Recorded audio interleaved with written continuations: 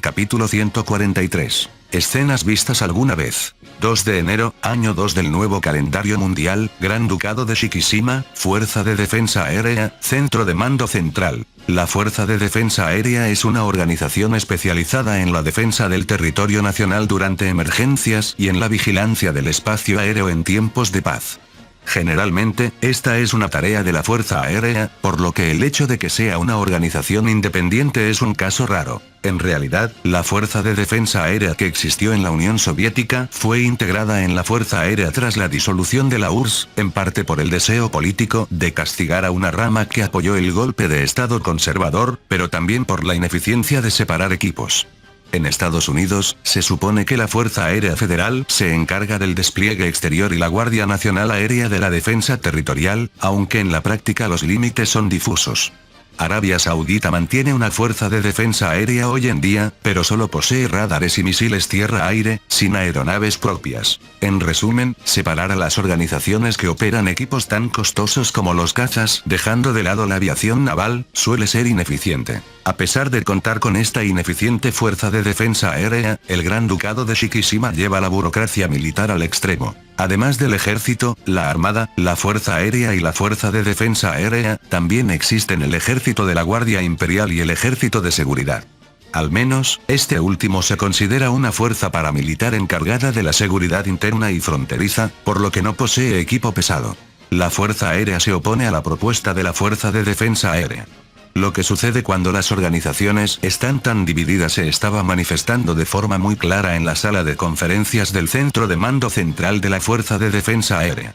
Entonces, ¿podría la Fuerza Aérea explicarnos cuál es su visión sobre la situación actual?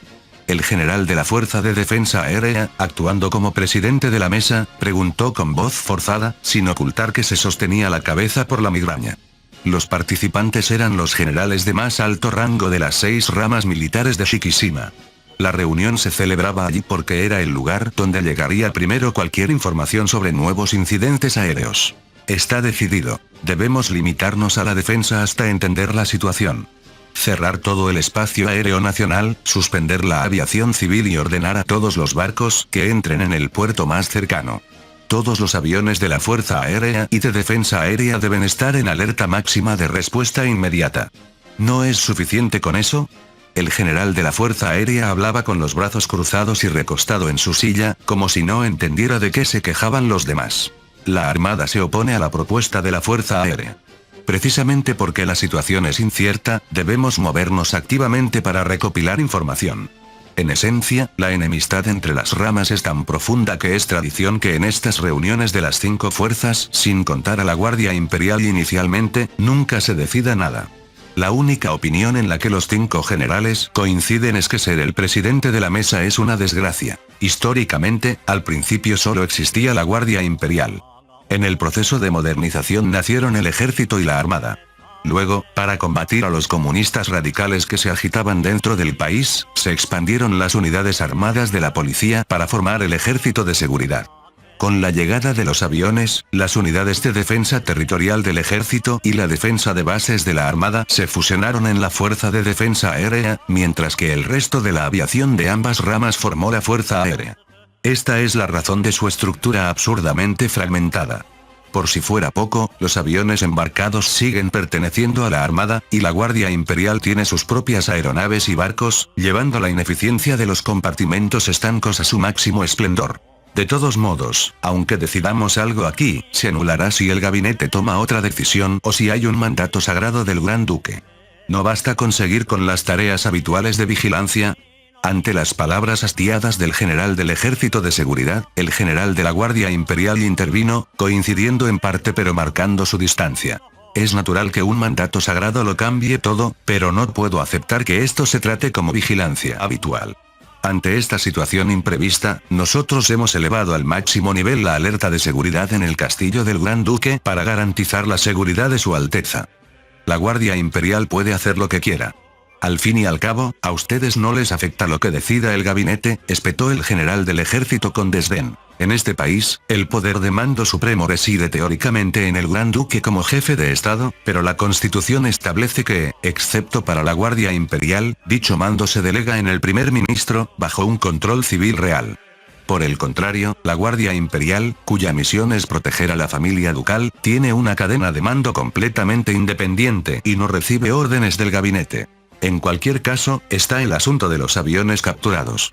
Dado que podría convertirse en un problema diplomático, no queda más que esperar la decisión del gabinete, repitió el general del Ejército de Seguridad, visiblemente cansado. Exacto, los aviones. Fue mi fuerza de defensa aérea la que realizó la interceptación. ¿Cómo es que el Ejército de Seguridad nos prohíbe investigar después del aterrizaje? Es un abuso de poder. La Fuerza Aérea también exige investigar. Dado que son posibles enemigos desconocidos, es necesario analizar su nivel tecnológico. El general de la Fuerza Aérea aprovechó para atacar al del Ejército de Seguridad junto a su colega de Defensa Aérea. El derecho de investigación dentro del territorio nacional pertenece exclusivamente a mi Ejército de Seguridad. Las exigencias de la Fuerza Aérea y de Defensa Aérea son una extralimitación de funciones. Si dice eso, supongo que compartirá todos los resultados con nosotros, ¿verdad? La Armada tiene un gran interés en conocer el nivel tecnológico del oponente, intervino el almirante. Parecía que todos se aliaban contra el Ejército de Seguridad, pero en realidad cada uno esperaba el momento de morderle el cuello al vecino. La reunión, convertida en un campo de batalla de intereses cruzados donde el enemigo de mi enemigo sigue siendo mi enemigo, continuó durante horas sin llegar a ninguna conclusión. 2 de enero, año 2 del nuevo calendario mundial, residencia del primer ministro de Shikishima. El actual señor de este histórico edificio, el primer ministro del Gran Duque de Shikishima, emitía un quejido inarticulado mientras se hundía en su silla. ¿Podrías calmarte un poco? Estás peor que ayer. Quien lo observaba con desaprobación era el ministro de Asuntos Militares, que también ejercía como viceprimer ministro. Es que, Taiwán, Japón, Estados Unidos, Reino Unido. Son todos países de los que nunca he oído hablar. El primer ministro se incorporó de golpe y gritó, pero el ministro de Asuntos Militares simplemente lo ignoró con un sí, sí. Simplemente significa que aparecimos en su territorio. Pero ¿cómo puede pasar algo así? Es imposible. Las palabras del primer ministro eran casi alaridos, pero el ministro de Asuntos Militares mantenía una expresión de pasó lo que pasó y no hay vuelta atrás.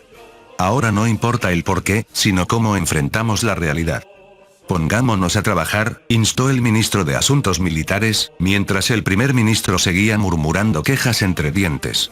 Afortunadamente, hay gente con la que podemos entendernos, así que se podrá solucionar mediante el diálogo. Si se pudiera solucionar con diálogo, no necesitaríamos ejércitos. El primer ministro estalló ante la opinión optimista de su ministro, creando una atmósfera caótica que hacía que los secretarios no supieran ni dónde meterse. No podemos deshacer lo que ya se hizo.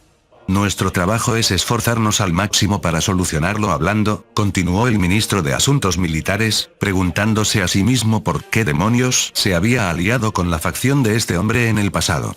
Capturamos 4 aviones civiles con un total de 802 pasajeros y tripulantes. Ya está hecho, así que esperemos a que ellos contacten con nosotros. Según los informes de los interrogatorios, no parecen ser el tipo de países que vienen a bombardearte sin mediar palabra. Eso espero. El primer ministro rezaba para que así fuera. Frente a él, sobre el escritorio, reposaba un documento escrito en kanji y katakana titulado Informe de interrogatorio a los tripulantes de las aeronaves capturadas, primer reporte. Fin del capítulo 143. El link a la historia del autor estará en la descripción.